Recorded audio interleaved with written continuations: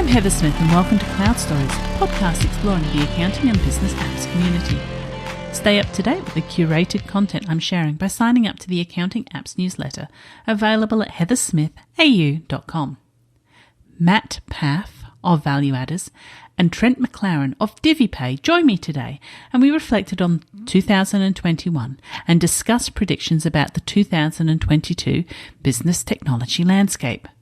Some of the highlights or the learnings from this episode are the workforce of the future and the technology needed to support them, how identifying gaps can help predict what the driving forces behind a business may do, and the gap in Intuit and Xero's offering.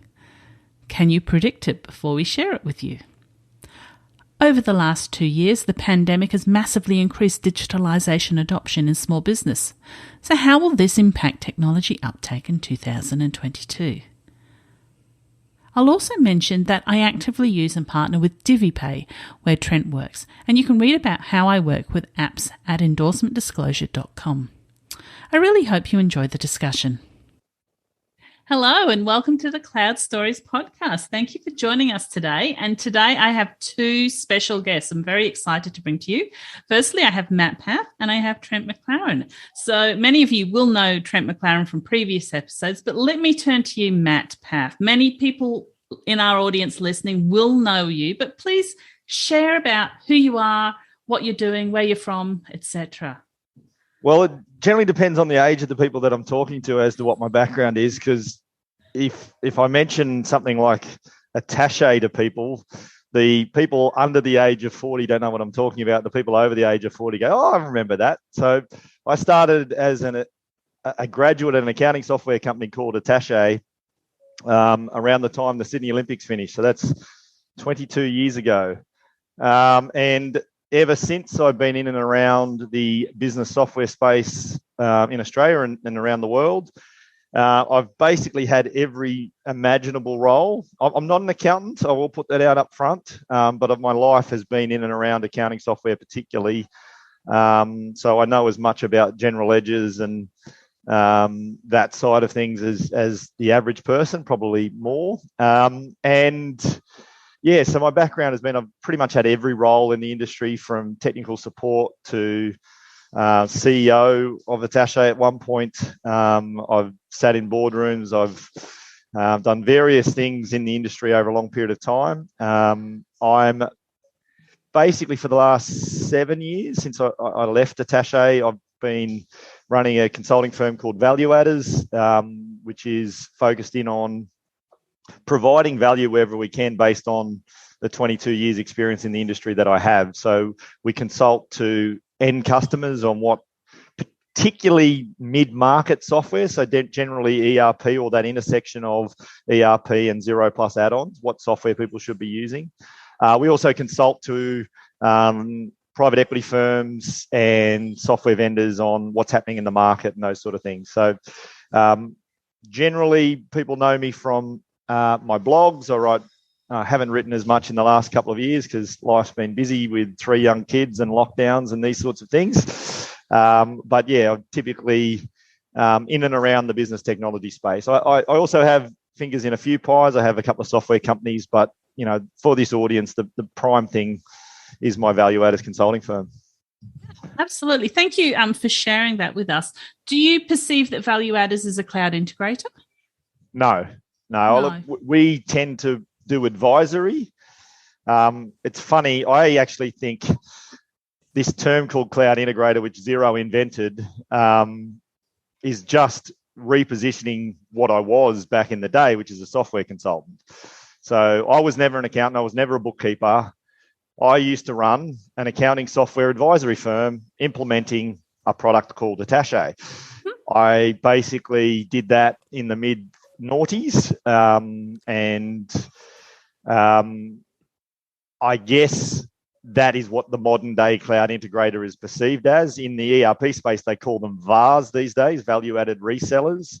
But I would consider myself a software consultant, but we typically don't do the implementation or the actual technical work. What we do is we create strategic advisory around what the right Paff is on software. So our average typical client end user is someone who's been using Xero plus Dia. They're frustrated with the transaction limits in Xero, and they're looking at NetSuite or Microsoft Dynamics or MYOB Advanced or Sage Intacct or yada, yada, yada. And their heads are spinning because all those products can do the job. They just don't know which one to choose and how to justify the significant investment increase to go to that next step. So we're at a software advisory firm, not a cloud integrator. Thank you. Thank you for that clarification. And Trent, who are Hello. you? Hi, guys. What do people need to know about you? So I'm Trent, and I work at a company called DiviPay, but I've been in and around accounting not quite as long as Matt, but I think 9 years still feels like a long time. But then I meet accountants that have been, accounting for 20 or 30 years, and I'm like, well, actually, I haven't been around that long. But I was around long enough to read Matt's rise to fame in his famous teardown, the review that no one else will write. I used to live for those things. I've said to Matt openly that I would hang out, even when he would said it's coming on Monday. I'm calendar reminder, Paff's coming out, get on it. Every Slack channel I was in was like, you read this, it's amazing. It was good. So yeah, I'm big fanboy and loud and proud about it. So Matt, good to be here with you, mate. Oh shucks, thanks, Trent. You are definitely and I would sort of follow on with that. You're definitely a legend in the industry, and the takedowns, the knowledge that you have, and the write-ups that you have. That I know I read them multiple times to try and absorb, because there's so much information packed in them. So hopefully we can share some of that today. It's like if I don't need to digest the annual reports, I'm like, I'll just wait for Matt's review because he's done all the hard work.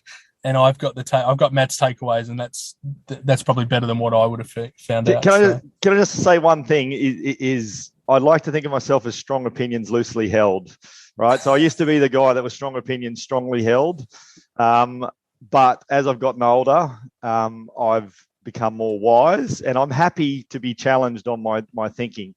And so what I try to do with my blogs is challenge other people in their thinking, and I'm open to being torn down, so to speak. This is a word people use about my blogs a fair bit, but I want to do that to challenge people and the status quo, to be honest. And I think there is a real lack of independent voice out there, and this gets validated to me all the time, is a lot of the content is produced by the software vendors with their own personal outcomes in mind. There's very few of us who actually, like yourself, Eva, are independent, who are putting out their thoughts based on experience and based on it not necessarily being with a specific commercial bent in mind, if that makes sense. Yeah, no, I absolutely agree with you. And I will disclose that I do partner with DiviPay, but they don't have any say over what I say. But I do trying to balance writing and sharing your views and with work and income is definitely a challenge. And you've done that very well. And I've done that via a different route. But yes, absolutely. So before we jump into it, what's been happening in your world? It's end of January. What's been happening in your world, guys? I've been hiring a lot of people. I mean, I've talked about this a lot in your show, especially, but just to keep everyone in the loop. So we raised 20 million in December, and I've been on a recruitment cycle ever since that. So I feel like I've been a full-time recruiter doing that. It's a different, you're a salesman, really. Like, you're selling people the DiviPay dream. Come and work for us. It's going to be the best time of your life, I promise. Which is factually true. I do believe that. But so that's been awesome. We've all come off a good break. There's a lot of new team members coming into our business, and just getting involved in other bits and pieces of projects in and around the accounting space. Some I can't talk about too much yet, but just exciting times. I'm optimistic for the year. I'm very excited for 2022. I think I said that at the start of 2020 as well, but I mean it this time. Awesome. And Well, I got COVID in the middle of December, got it out of the way before Christmas. Whole family got it. And then I've been on a month holiday. So this is my first week back. I always say to people who don't understand Australia, between Melbourne Cup and Australia Day, not much happens in Australia, right? for the audience in Australia will understand that. The audience outside Australia, Melbourne Cup happens on the first Tuesday in November. That's when all Christmas parties start and people start to sort of wind down for the year. But I'm sort of winding up. I've had a lot of consulting, a lot of companies, basically looking at ERP solutions in particular. So I'm doing a lot around the NetSuite and the Microsoft Dynamics and the MYOB Advanced type of space. I also got a software company called vSure. vSure is work rights validation, typically used by larger organizations. So our clients include the likes of Target and Kmart and H&M and these sort of organizations who are doing a large amount of recruitment. One of the processes that you have to do as an employer is you need to check the legal right to work of everyone. We've built some software that automates that process. And whilst the borders are being closed, and 2 years ago I was a bit worried about the future of the business is just going from strength to strength to strength, and certainly helped by our Prime Minister and our premiers at the moment going, open the floodgates to immigration. We need more backpackers. We need more students. We can't get enough workers. And as Trent's just alluded to, I think everybody is struggling on the staffing front at the moment, particularly the accounting industry. Everyone I talk to is like, just can't get enough quality staff. And that applies across every industry. I've just been to a wholesale client. They can't get people to work in their warehouse. A hospitality industry, particularly in Sydney, 50 to 60% of Sydney's workforce in the hospitality space are generally backpackers or student visa holders, and there's just a lack of them in the country at the moment. And so, I think as we start the year 2022, Heather, one of the things that's definitely front and centre is recruitment and where are we getting the staff from? And I think it's really driving, and Atlassian's an interesting sort of piece. I don't mean to jump too far ahead, but Atlassian's just announced that they'll employ anyone from anywhere in Australia. You work from home, wherever you are, just let's get on a Zoom interview. Let's see if you can work for us. We want to recruit people. We don't care if you work in our office or not. And I think that's the modern way. And I know DiviPay take that approach. It's those firms, those accounting firms that can adapt to that are going to be able to find staff.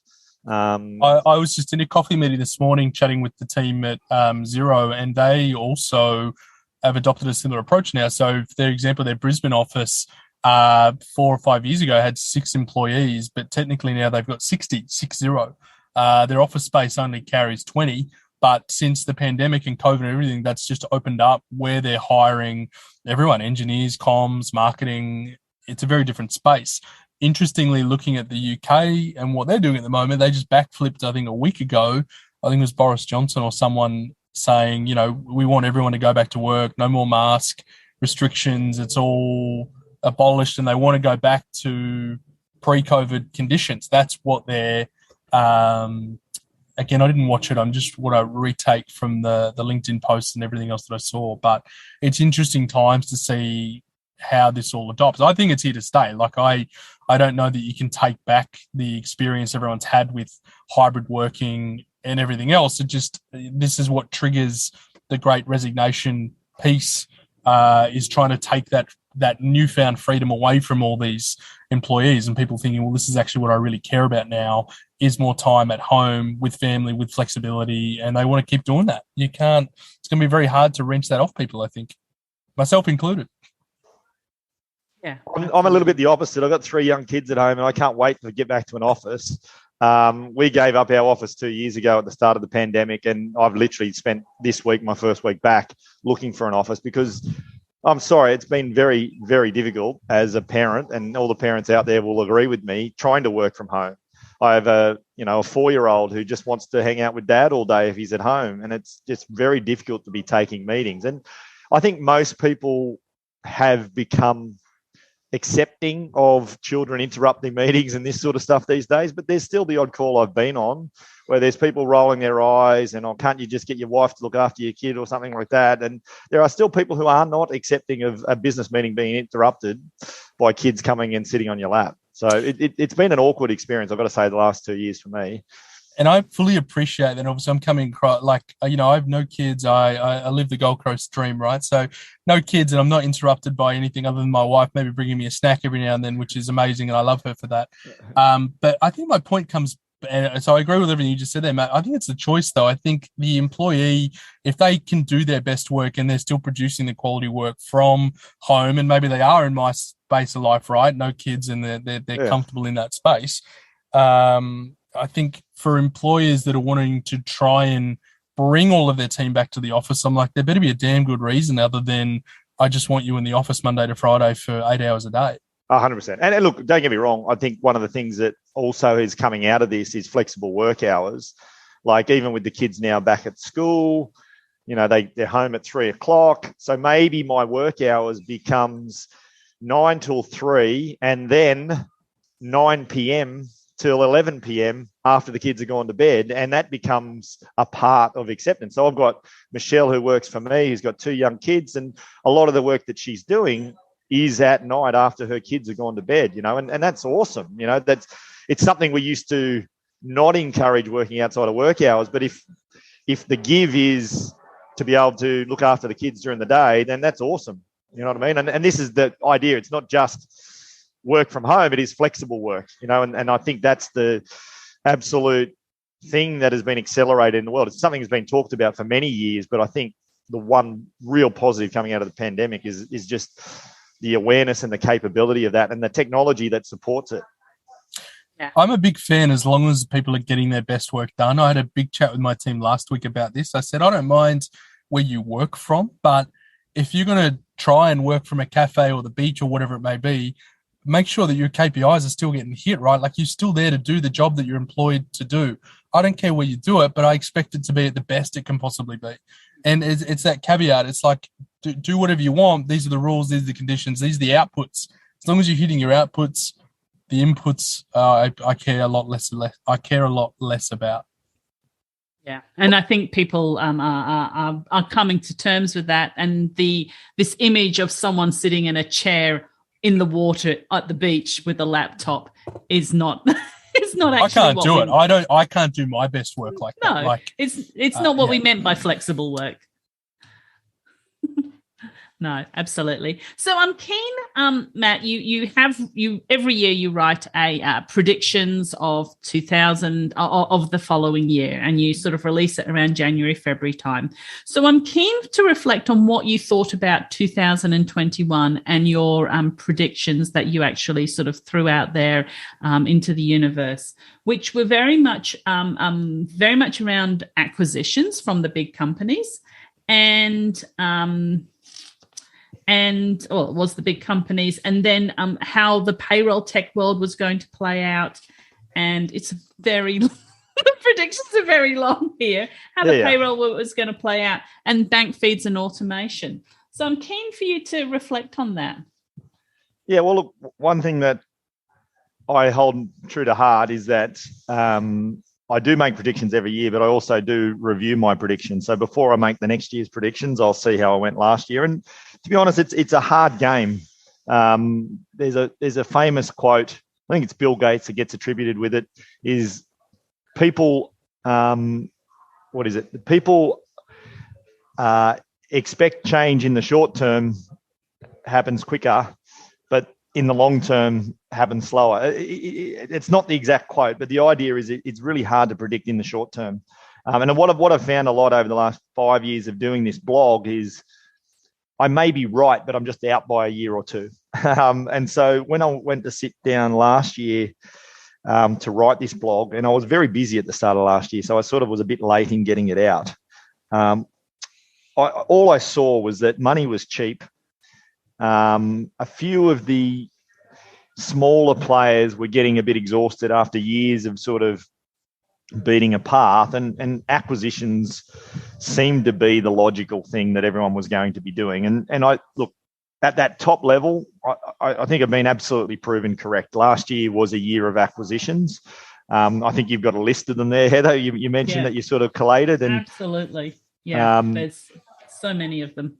Yeah, and look, in the blog, I specifically talked about the bigger companies in the Australian market. Those big ones in the Australian market tend to be Xero, which everyone knows.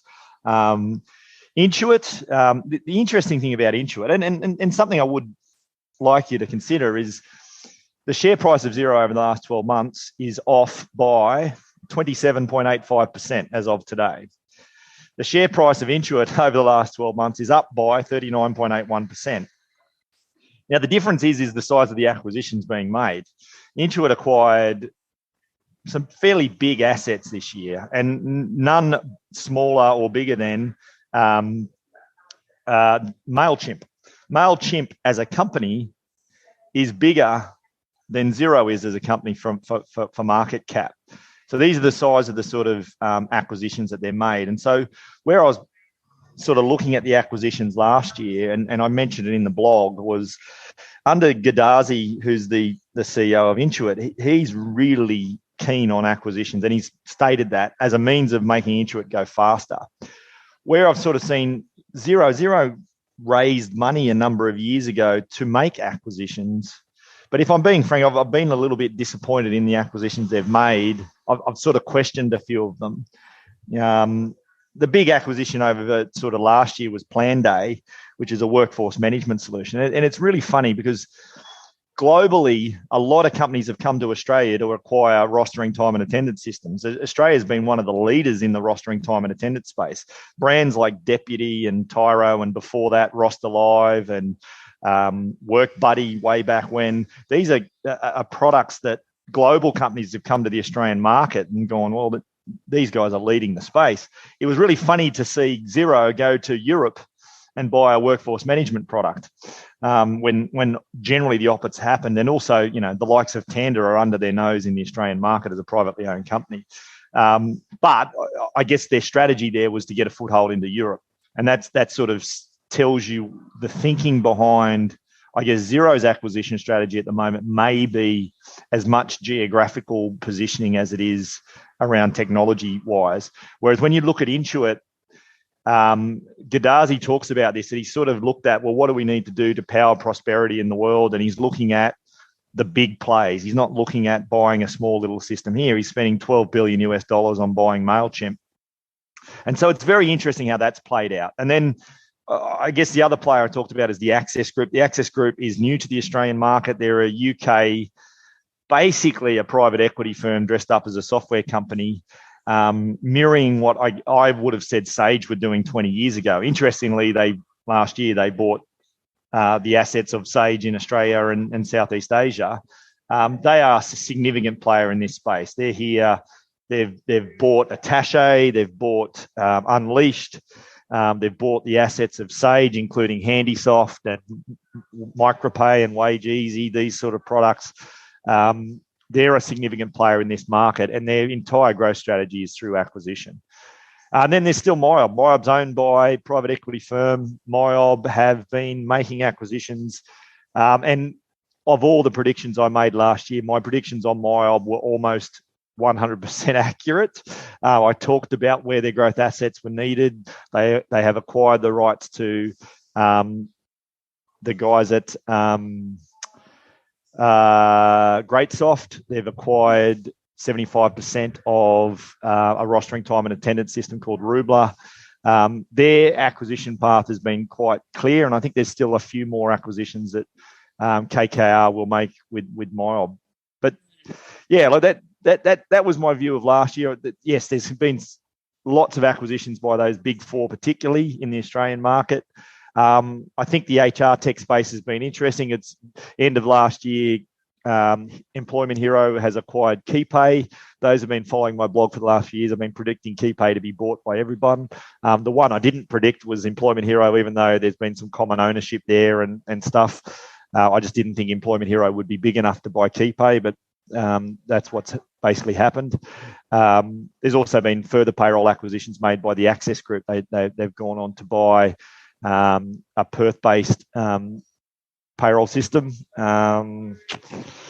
called Definitive, which I think is going to be a good product. And yeah, anyway, that's last year, Heather. Wow, that's 2021. Can't wait till we start talking about 2022. And there was one more thing to touch on for last year. Any comments about predictions for last year for bank feeds and bank automation? Yeah, well, the key thing was bank feeds has been the realm of small business software for some time. And it's not Xero who brought bank feeds to market, everyone. It was the guys at BankLink in New Zealand. So anyone who's been around the industry long enough knows that BankLink started bank feeds, and it was a great invention. And most accountants across Australia and New Zealand were getting BankLink discs sent to them 20 years ago. But bank feeds has been the realm of small business. I've been predicting for some time and really scratching my head why ERP just hasn't cottoned on to bank feeds. They've been so slow to do it. NetSuite has launched bank feeds in the last 12 months. It's still early days. It's still not what bank feeds are in Xero or MYOB or QuickBooks. There's a limited amount of transactions that you can create from the bank statement. It's more about matching than actually transaction creation, but they're getting there. MYB Advanced has bank feeds now.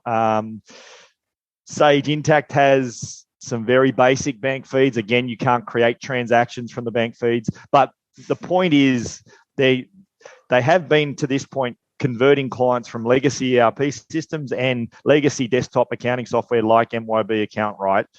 Now they're starting to convert people from Xero, and people are going, what do you mean you don't have bank feeds? What do you mean I have to enter a customer payment? I haven't entered a customer payment for 5 years because the bank feed does the customer payments for me. And that has finally filtered up to these big US companies. The US companies are running the market. And in the US, bank feeds aren't that as important for customer payments because everyone still pays by bloody check.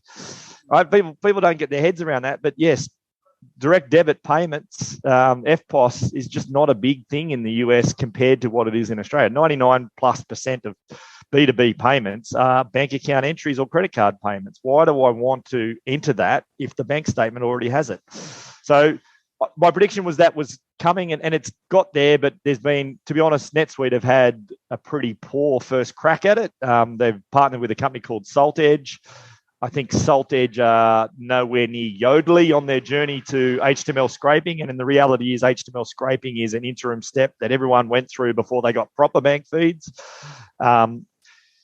That said, this year or last year, NetSuite have announced they're moving not just to bank feeds, but to the full open banking stuff. So I think you're going to see a lot more advancement in this space, in the ERP space. Well, why is it taking so long, Matt? Like these guys have, like as you said, like bank feeds have been around for a long time since BankLink, and then maybe made more popular through Xero later on as well. Why is it? Is it just because there's the sheer volume of transactions is too much for them to build around? That's the excuse, Trent. That's the excuse. Yeah, that's right. That's what I mean. I'm like, that's a dumb excuse. They're US centric, and it's not as big a deal in the US to enter a customer payment because you're getting a check, right? Two, if I asked my customers what they want, they would have asked for faster horses, is the famous quote from Henry Ford. And asking legacy ERP providers what they want, they're really going to say bank feed because they haven't been exposed to it. It's only now that the likes of the Xero customers are going, well, we need 10,000 transactions a month. We can't do that through Xero. We need to go to an ERP platform. It's now that those customers are actually asking for bank feeds that they're starting to wake up to it, because up until the last couple of years, the primary audience for the cloud-based ERP systems hasn't been upgrades from Xero and QuickBooks Online. It has been legacy ERP systems to cloud ERP systems. And so the customers haven't been asking for it because they didn't know it existed. You know what I mean? So again, these ERP systems mentality is, our customers use accrual accounting. Why would they want bank feeds? Because of customer payments, mate. But everyone enters checks in the US. So you don't need customer payments in the US like you do in Australia. Well, wake up. The rest of the world is now moving towards electronic payments. Even the US is electronic payments. It's time to sort of move on. And they are now. It's astonished me, Trent. Like the guys in Australia who do very well is SIS data. So I don't know if over the years you met Grant. They used to do the bank feeds for QuickBooks Online, and they do it for Sage, and they do it. Now, Grant got into bank feeds long before anyone else to do his own super fund stuff as an accountant. And then he worked out a way to do bank feeds and then can monetize that. Now, Grant's doing wonderful things there. He's now doing the bank feeds for Microsoft Dynamics, for example. So rather than waiting for Microsoft to do it, he can now provide the bank feeds into the Dynamics product without Microsoft having to do it for Australia and for New Zealand and for whatever. So the ERP space is it doesn't have to now wait for these. The third parties are reacting, but also the bigger companies are waking up that they need it. Very interesting. Thank you. Thank you for sharing that with us. I'm keen to understand from you, Matt, because you just have such in-depth understanding and knowledge about what's going on in the accounting technology world. How do you go about building up your predictions? A lot of it started out with what would I do. So I used to be, a CEO of a company, and I think when you look at the path forward, there's a lot of homogenization in what the companies are doing, because it's the logical path forward, if that makes sense.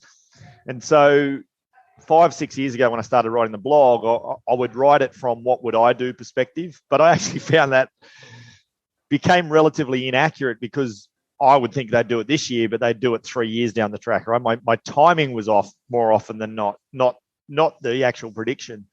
And so what I started to do is I start to look at the companies and who's making the decisions, and I still apply a little bit of what would I do, but I also know the personalities now. I get to see the personality of Assassin Gaddazi, who's running Intuit, and I know the sort of thinking, because he's quite open with his thinking. And to his credit, he's the sort of guy that I've been able to interact with over the years. And so he's open with the sort of strategies. And the guys at Xero, to their credit, are very much the same. If I need to speak to someone there, they're very open to take my call, and I will talk through my thinking. They'll give me some of theirs. And so it's more as much about sort of getting to know the dynamic of the companies, as well as then applying, well, where do I see the gap? So when I'm looking at this year and my predictions for this year, I'm looking for where the gaps are in the companies. And the one gap I think that Intuit has right now, and I think Xero's got the same gap, is point of sale. If you're looking at a product that has wide appeal in the market that they don't currently have in their stables, both of them don't have point of sale software. And the risk of point of sale software is who's going to disrupt Intuit, who's going to disrupt Xero and be the next sort of players. It's not going to be another accounting software provider, because they've already got too much of a head start from accounting. What's going to disrupt them is a Shopify or a Square. They're the two that I think have the most likely opportunity to disrupt the accounting software space, because they're doing all the operational stuff for business. General ledgers and accounting is a byproduct of what happens from an operations perspective. The collection of data at an operational level leads to a debit and a credit in a general ledger somewhere. So what Intuit and Xero in particular are strategizing is, well, we need to start capturing that operational data. And the operational data extends to employees. So there's been movement on the HR space. A couple of years ago, Intuit bought T-Sheets. Xero bought Planday. They're getting those employee timesheets, that operational data. They've then both gone and looked at inventory and e-commerce. So Xero's recently made an acquisition of Locate Inventory, killed the product off, but to bring in the acqui-hire of the employees to be able to build in the e-commerce inventory management capabilities into the Xero platform. Interestingly, Intuit bought TradeGecko. Again, basically killed the product off outside North America, because all they were really looking for was the capabilities around e-commerce and inventory management to bring it into the platform. So they're gradually filling these holes on these logical things to create barriers to competition to the likes of Square and Spotify. So not Spotify, Shopify. And so when I'm looking at it, well, what does Square and Shopify basically have that neither Intuit nor Xero have right now? And it's absolutely screaming out to me, point of sale. So I think this is a logical area. If I'm Sasson Gaddazi, if I'm the guys running M&A at Xero, like I'm going, yeah, I think we need to be doing something in this space just to have something up our sleeve, because a certain amount of the population is retail, and it's a hole in our systems where Square is. If I go to every cafe in Australia at the moment, every new cafe seems to be putting Square in. Whereas 3 years ago it was Counter or Vend or one or Revel. It was probably one of those three. No one isn't putting Square in at the moment. correct me if I'm wrong, but around Sydney, every new cafe has Square. Why wouldn't you? When you get the software for free, if we close down because of COVID, we're not paying for it. We're only paying a percentage of the transactions. Why wouldn't you? So they're doing very well. It's a cool brand. They've got distribution through Officeworks and all these sorts of things. Now, what is a general ledger? At the back end of that, it's just a debit and credit going somewhere. And in fact, you look at the back end of Square, they actually have an accounting API. They just don't have the front end of a general ledger system yet. It seems a logical thing for them to do. And I'm sure when you're looking at your risk register at Xero and you're looking at your risk register at Intuit, you're going, well, who's more likely to unseat us? I'd be worried about Square and Shopify. And they're almost, and I don't know the numbers, but I would have thought that they're almost big enough to turn around and buy something themselves. Oh, certainly Xero could be acquired by, Xero's a fraction of the size of Afterpay. What an Aussie success story Afterpay has been, despite what's happened in the last few weeks. But, Xero's got a market cap at about $15 billion at the moment. Well, Afterpay sold for over 100 billion market cap, right? So it'd be easy for Square to acquire Xero, which would then probably, put Intuit on notice. I'm not saying that's going to happen. That's not your prediction. No, it's not, but it could. No. I don't know, but I think there would potentially be Australian Competition Commission issues with that happening, but who knows? But look, acquisition does seem to be, and this is the common theme, a fast path to innovation once you become large and bureaucratic. It's impossible for a large organisation not to have some level of bureaucracy and risk management in place that slows down innovation. Small companies are agile and able to make mistakes with little consequence. Large companies can't make mistakes without consequence, right? So that's why acquisition is very attractive, particularly when, Xero goes and raise on the Singapore Stock Exchange debt at 1% interest rate, right? It's free money. It's literally free money. They go and acquire anything and they convert it into their asset, and their multiple is going to be more than what the multiple on the acquired asset is, pretty much 100% guaranteed, let alone the fact that the money they use to buy it cost them nothing. Which then raises the question, why on earth did they give all stock to Planday? Why didn't they use more debt? Planday was paid for by the shareholders by watering down their stock, not through debt that's costing Xero nothing that they'd already raised on the Singapore Stock Exchange. Again, I don't understand that decision. Again, where my what would Matt do actually completely misses the mark on what, and the guys at Xero are far more intelligent than me. There'd be logic behind it, but I didn't understand why Planday would be a stock-based acquisition when it could have been a cash-based acquisition based on free money. Yeah, anyway. Absolutely. No, I agree with that. Yeah. Interesting times. I tell you, it's never a dull moment around here at the moment. just when you think, I know we got through October, November, and it was like every other week there was an acquisition or a merger or something. It's exciting. I'm waiting for that Netflix doco to come out as we speak. I think it'd be great.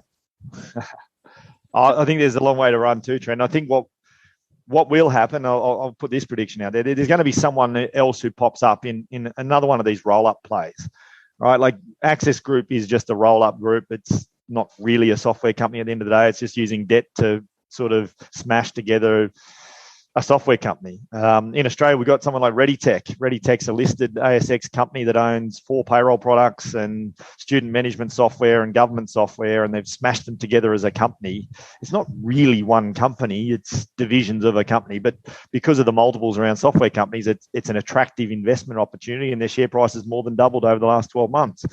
And so I think there's going to be more of that whilst interest rates remain low. Now, inflation's gone up, supply chains are in trouble. Maybe this low interest period is coming to an end. So do we see a real flurry of acquisitions prior to interest rates going up? I don't know. And will interest rates going up slow it down, or do we just continue to revert to giving stock as a way of acquiring companies like the Planday acquisition? So it doesn't actually matter what interest rates are at. It just depends on the individual companies. I think there will be significantly more acquisitions this year. I think that there's lots more scope for acquisition for the big guys, and there's more scope for other private equity firms to start to pull together more of these software company roll-ups. If I just look at the ecosystem around Xero and QuickBooks, I think there's a number of those companies have got to about $2 million in rev. They're a bit small for a lot of acquisitions, but I think there might be some merger and roll-up opportunity around smashing together 2 or 3 or 4 of these $2 to $3 million turnover businesses into a sizable chunk of a $10 million plus business that then could be listed itself or could be flogged off to a larger buyer. So I'm expecting a few of that to happen in these days. Yeah, absolutely. It sounds like it has been interesting for the last decade watching sort of these people start in very, very small companies and now just like they're multimillionaires through that growth that they've undertaken during that time. I wish I had started inventory management software 5 years ago or 6 years ago, because every one of those guys has sold in the last 2 years, right? So everyone from Unleashed to Deer to Sin7 to Neato, all the inventory, to Locate, all the inventory management software products have sold. So we were talking about this the other day, Trent, like what's next? I think we're going to move from inventory. I've mentioned point of sale. I think the next one is job management, practice management type software, not just in the accounting space. We're not talking about accountants practice management. I'm talking about professional services software, the likes of Scoro, Excello, Teamwork. These sort of products, I think, are the next ones that are on the radar for the big guys to acquire. Yeah, absolutely. Is there anything else specific that you see in the future, or should I throw some of the buzzwords that I'm seeing out there and interested to get your take on them? Oh, look, I'll just circle back to where we started. I think the workforce of the future is probably going to get a lot of attention from investment, acquisition, and companies over the coming short term. I think more and more people are going to invest in their people, and the people need to be supported by technologies. And it's not just operational technologies; it's going to be software from everything from onboarding a new employee through to how the team communicates. And look, there's products out there. In Microsoft, I think it's scary how good they are at doing everything. Like no one else is coming close to the end-to-end suite of, Outlook, Teams, through to Microsoft Dynamics ERP, like these sort of, like that suite. Who's going to be competing with them? Does it mean Google needs to go and acquire an ERP product, an accounting software product? Because, do they need to get, where's the competition going to come from for Microsoft? Oracle, probably. These big boys, they're not going to get disrupted by a small player. And I think that's why Slack, I think, gave up in their selling to Salesforce, because Salesforce can compete with Microsoft. I don't think Slack could have on their own, right? So, they started by taking Microsoft to court about Teams in Europe, but then ultimately, let's partner with someone who can compete. So my worry about the future is that there's too many barriers to entry to too many industries, that the big boys just keep getting bigger and bigger and bigger. And so at some point we now need to see antitrust laws come in and start to break up the company. So I think maybe not this year, but certainly next year we'll start to see, do we really need Apple to be a $3 trillion market cap company? Or is it in the interest of the globe that they get broken up and separate the hardware out from the software, or these sort of things? Like, it's going to take a brave government to try and break them up, because the legal defences on the private company, on the company side compared to the government side, are going to be fairly large. But I think antitrust is going to be something potentially in the US is where it's got to start, because that's where all these big companies are coming from. But if we don't see it, we're just going to see these big companies get bigger. Microsoft will continue to get bigger. Google will continue to get bigger. Facebook will continue to get bigger. I saw Meta. No matter how many name changes they have, they're all still. Alphabet will get bigger. Meta get bigger. Block will get bigger. And if you don't know those three company names, they're Google, Facebook, and Square. Square's not Square anymore. Anyway. Absolutely. Do you think that in terms of the pandemic for the last 2 years has impacted the digitalization of small businesses. And some people have said they've seen a 7-year adoption in the last 2 years. Do you have any thoughts on how that's going to play out next year? The best meme I've seen in the last 2 years was, who drove your digitization strategy within your business? Was it your CEO? Was it your CTO? Or was it COVID-19? And unequivocally, COVID-19 has forced companies who may have been umming and ahhing about digitization to go digital, right? So it's no longer a question about using technology, because you can't operate a business without it. As far as the accounting software space, I think for the most part that war's been run and won. Everyone's got effectively some form of remote access to their software, if not true cloud software today, right? Certainly we're well past, 55-60% of businesses are using products like Xero and AccountRight. Even the ERP space is now dominated by cloud-based solutions like NetSuite and Dynamics and MYB AccountRight and Intact. These products are dominating. That just no one's buying legacy systems anymore. So how does it play out? To get back to your question, Heather, it's already played out. The question is how now it consolidates. What I'm seeing is people getting sick of add-ons, like having 6 and 7 add-ons just becomes too hard to manage, and there's generally some level of frustration that they don't quite do everything, or who do we ring when something goes wrong and these sort of things. So I do see a lot, and maybe just the space that I'm in, but I do see a lot of app fatigue, I like to call it, where people would actually prefer to have a lesser system if it means one throat to choke.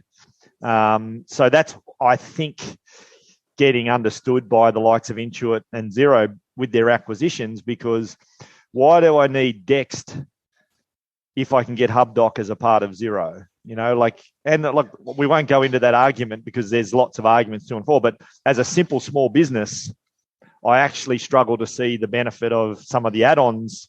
And is it in the interest of the client? Maybe not in the long run, because we then end up with these super big companies who control the price. But in the short term, I think app fatigue means they just want something that works without having to call 15 people for support when something goes wrong. So does that answer your question? I think how it plays out is I think there's more consolidation because people want fewer people to deal with. But I do then see there's still massive areas for niches. Now, I own 2 software companies that really run in niches. So, I've put my money where my mouth is on this. There's still where there's a particular specialist solution. The big guys are never going to compete with Vsure on what I do with work rights. Xero's never going to care enough about onboarding new staff and your legal obligations under the Migration Amendment Act 2013 to actually build a proper work rights solution in that space, because the average small business doesn't care. But we've etched out a niche because the top 1,000 companies in Australia do care. And so if we can find those niches, there's still great opportunity for founders to get out there and own niches. The question is, do those niches then get acquired by big guys, or what happens with those companies? Can they remain standalone niches, or ultimately are you forced into continue to grow? And I don't have the answer for that right now. Yes, absolutely. And thank you very much for sharing that with us. Really appreciate all of your thoughts in that area and on digitalization. Interestingly enough, in terms of the multiple add-ons, I know that some people are now talking about Microsoft now has a practice suite that's perfect for accountants within it. It always takes me a hard time to find it on the internet, but it's out there. I know some of the practices in the US are using it. So pulling back, getting rid of the add-ons and just moving all into Microsoft, which is interesting for the accountants in practice. So we are coming up to the hour. I was interested to just get either of your thoughts on the metaverse, sustainability, supply chains, and what do you see of conferences going forward? And we can throw in there digital cards as well. Got anything? Have you love got to anything talk about quick all those to anything quick to say about any of those things? I don't know. I try to be a person that, like, I'm interested in what I'm interested in. I don't try to pretend to be good at anything else. So, I try not to. If it seems that way, I apologize. But things like the metaverse, I haven't taken those steps yet to understand it. Some of it, I look at it and I'm like, I don't get it. It seems silly, right? But then I see people are buying multi-million-dollar properties in the metaverse, and I'm like, what am I not getting here? Like, why are we spending money on? Especially in my mind, I'm like, is there not just infinite digital spaces? So I'm like, why would I spend? And this is my lack of. I have no idea. Similar in the blockchain, I'll probably spend. In crypto side of things as well. I get the blockchain piece. I think that's really powerful. I think crypto, I've not spent any time, maybe a little bit to get it, but it's just not something I've been interested in. And I don't know anyone that is in love with it enough that it's. Because I can be very influential, right? Like, ask me about, I just started watching Drive to Survive on Netflix, the Formula One show. Tuesday last week, couldn't care about Formula One. Today, 2 seasons deep, I'm ready to go to every F1 track next year. Like, I am heavily converted, big fan. Not just because they named a car after me either, like the McLaren. Like, look, that's not the only reason. But, or that the Aussies also at McLaren, it's also there as well. There's a lot going on though, right? So it's a very important space that I don't think impacts this part of our world yet when I think about accounting.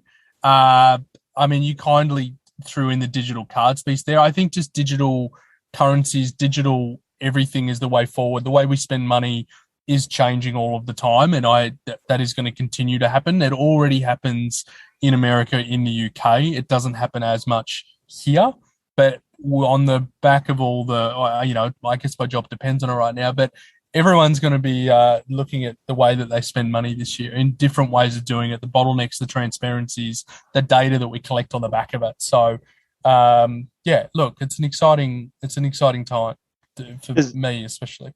My 2 cents is, look, I've lived and breathed technology for 2 decades, and so I'm always interested in what's new, and I consider myself often an early adopter on technologies. But the one thing I've learned, and it took me a long time to learn this, is the best product does not always win, right? And often hype is enough to get adoption, even if the product is not that good. And the example that's always used is Betamax was far better than VHS as a technology.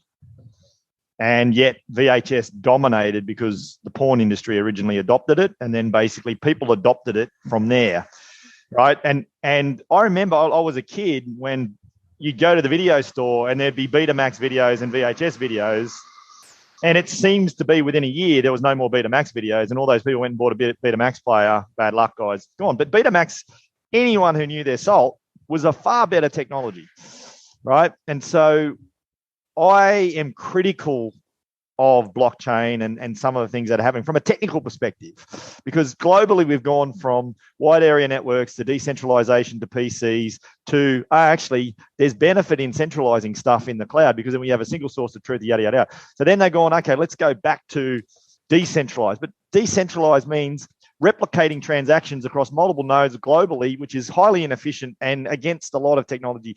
And I could argue that point. But my point I'm getting to is it doesn't matter because there's enough people now supporting what's happening on the blockchain and with crypto. It's not going to disappear. Like I follow people who keep writing, it's going to go to zero. Bitcoin will never go to zero. It may not sort of be at $67,000 again for a number of months or years, but it's not going to go to zero because there's already adoption, at least within the criminal industry globally. You know, how many crypto lockers are actually requiring Bitcoin to unlock your system, right? So there's in the same way the porn industry adopted VHS, the criminal industry's already adopted Bitcoin. It ain't going anywhere. So my point is, when you look at the future, you can't just be critical of the technology. You've got to understand the hype, and you nailed it, Trent. People are influenced. All of a sudden, and this is a global trend, the average age of the Formula One fan has something like halved because of that Netflix documentary, right? It's so gone from being a 40-year-old thing to watch now it's a 20-something-year-olds thing to watch. And it's all such a because of team influence. sport. It's so good. Like, I just thought it was about the drivers, and I thought that, this, that, and the other. You get into it, I'm like, yeah, the drivers are there, but they play, sure, they have to get the car across the line, but there's so much pressure on everyone else to bring that thing together. I don't know if you're an NFL fan, though, Trent, but those people who aren't NFL fans, if you forced everyone on the planet to sit down and watch the 4 games of NFL last weekend, I guarantee the number of fans of NFL globally would go up double. Right? So what Netflix has done with the Formula One is all these people are going to watch it because it's something to watch. But like, you don't have to be an NFL fan to appreciate what went on last weekend in the NFL in America. And the point is it's about distribution. If you can distribute that content to the right people in the right way, you will get adoption. So it's the companies who nail the distribution and adoption element are the ones that are going to win, not just the people with the best product. 100% agree. Guy, once upon a time, cool, fun story for you. Guy used to call me the Great White Hype. That was his nickname for me in all the Slack channels because didn't matter what I was doing. It was just, it was out there. Pebbles, waves. It was fun. So, yeah, no, I appreciate that. Don't be wrong, though. I feel like I had good products to get behind at the same time. But, yeah, like, your influence distribution is everything. And I think, Heather, you mentioned events before. There was a big surge towards summits, and I was a big fan of summits, done a lot of summits in the last couple of years. And we've seen roadshows delayed only this week. People are going to start looking for more consistent ways to run events, and that's continually going to happen digitally. Maybe I should invest in a metaverse summit where we can all virtually turn up and walk around. Maybe that's my way of getting the distribution and influence I need on Meta. So, it's if we can't meet face-to-face, then we're going to have to keep meeting virtually, and that content's got to get out there somehow. So it will find a way. Absolutely. Thank you. Thank you to both of you for joining me today on Cloud Stories. David Leary will be impressed that you mentioned, goodness, I've even forgotten the acronym now. What was it? NFL? Was it NFL? Yes, because he did just mention that the Buffalo Bills played the most perfect game. He'd be very salty. So he unfortunately lost on the weekend, Heather. So did he thought he had the game won, and with 14 seconds to go, everyone on the planet thought they had the game won, and then they somehow lost in overtime. So basically, poor old David probably hasn't come out from under his bed yet. No, don't tag him in this because very salty. He probably, I probably listened to him talking about it from a Friday's recording before the weekend. It's funny, I saw a lot of tweets and then they just stopped. I don't know. He was very loud and vocal about the Bills Mafia. Yes, he does love his Buffalo Bills. So, my final question for you is, how can people get in touch with both of you?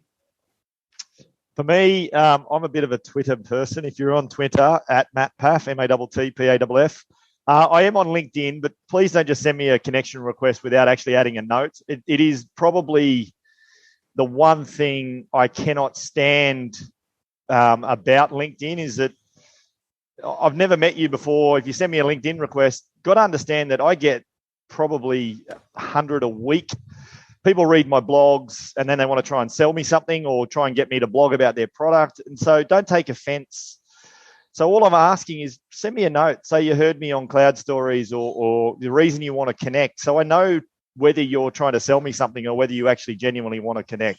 I think if we're talking about the future, I think LinkedIn is a platform that is prime for disruption because it is, I love it, but at the same time, it's driving me crazy at the moment.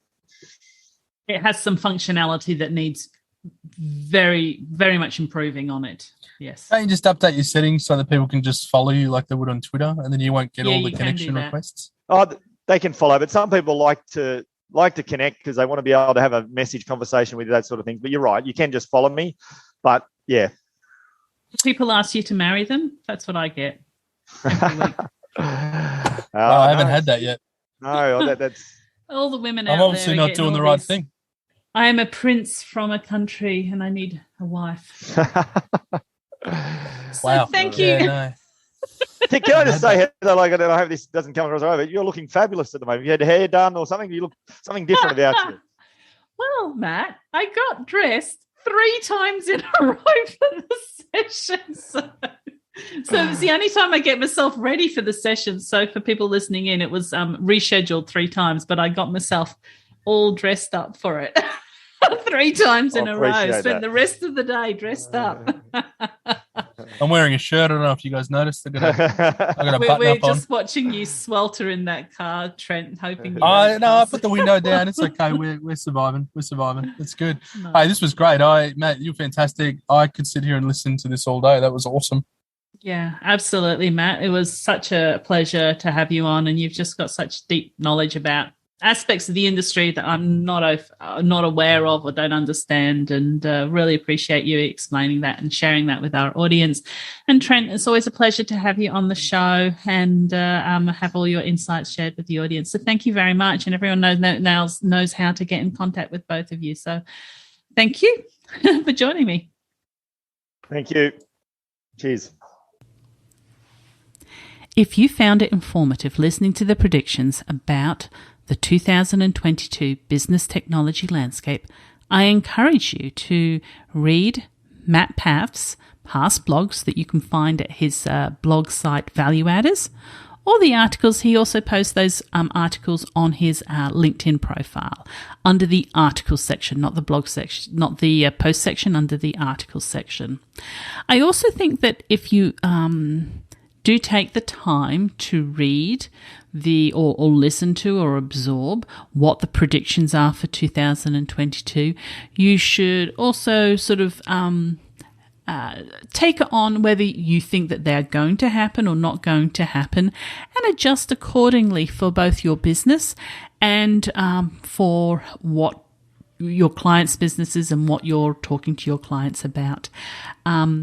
Because that sort of, as Matt very frequently stressed, it may not happen in the next 12 months, but it may happen in the next 3 years. And it can help you get people prepared or get yourself prepared for what is coming.